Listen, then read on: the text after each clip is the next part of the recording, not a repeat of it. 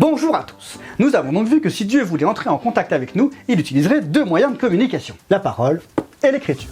Pour l'écriture, nous avons vu que la Bible réunit les 4 critères de sélection pour être considérée comme un outil de communication divin. Donc Dieu nous a parlé à travers la Bible. Mais s'il voulait nous parler de manière audible, comment s'y serait-il pris?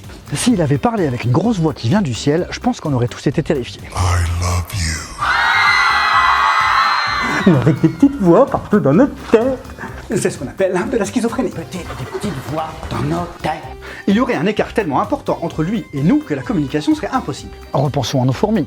Leur parler en langage d'homme ne sert à rien, et pour Dieu c'est pareil. S'il reste Dieu, nous ne pourrions jamais le comprendre. Du coup, il a forcément dû un jour se rétrécir pour se rendre accessible à nous. Bien. Eh bien, comment serait cet homme? Donc tout d'abord, et vu que c'est Dieu, il doit affirmer qu'il est Dieu. Après, il n'a pas dû naître comme tout le monde. Vu qu'il nous demande d'être à un niveau de morale excellent, il doit lui-même être exemplaire. Ensuite, il devrait forcément faire des choses qu'aucun humain ne peut faire.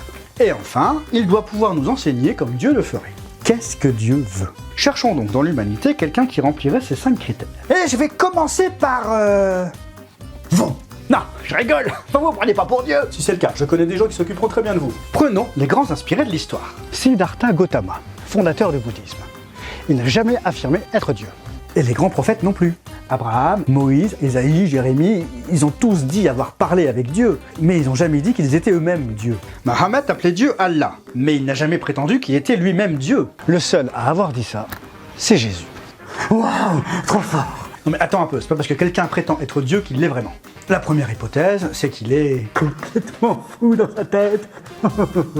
La deuxième, c'est qu'il ment, qu'il cherche à manipuler les gens. Et la troisième, c'est qu'il est vraiment Dieu. Donc si vous ne pensez pas que Jésus est Dieu venu sur terre, vous devez forcément accepter qu'il est soit faux, soit menteur. Vous ne pouvez donc pas refuser qu'il soit Dieu si vous refusez l'une ou l'autre des hypothèses. Que disait Jésus à son propre sujet? Dans Jean 3, à partir du verset 31, « Celui qui vient d'en haut est au-dessus de tous. Celui qui est de la terre est de la terre, et il parle des réalités terrestres. Celui qui vient du ciel est au-dessus de tous. Il rend témoignage de ce qu'il a vu et entendu, et personne n'accepte son témoignage. » Hein? Pour clarifier, il vient d'en haut, il est au-dessus de nous. Il vient pour nous parler des choses du ciel, mais personne ne l'écoute. Tu m'étonnes, c'est un gros cramé. Les pharisiens, religieux de l'époque, étaient perplexes. Mais qui c'est ce bonhomme-là qui se déclarait Dieu? Et quand il leur pose la question de savoir s'il est plus grand que le prophète Abraham, le plus grand prophète des Juifs, Jésus leur répond: en vérité, je vous le dis, avant qu'Abraham ne soit né, je suis. What? T'es qui? Avant qu'Abraham ne soit né, je suis. Non. Maintenant c'est fini, case hôpital. Ouais, ou alors t'es qu'un gros mytho. Sois Dieu, tout simplement. Continuons notre parcours dans le prochain épisode.